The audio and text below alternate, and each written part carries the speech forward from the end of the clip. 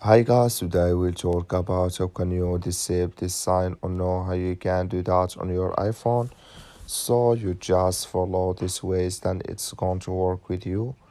All you have to do inverse, you just click here on settings here, just click on it.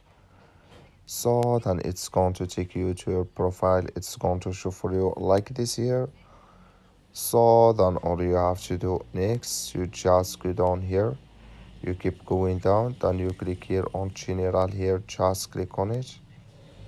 So then you come to next tip here, it's going to show for you like this here. Then you click here on airplay hand off, you just click on it. So then you come to next tip here, it's going to show for you like this. Come here to transfer to HomePod, click in this sign or this color. Like you see color, it's gone, that's main transfer to HomePod disable with us now. That's all you have to do. I wish you I get it. That's all. Thank you for watching. Don't forget to support us by liking, subscribe.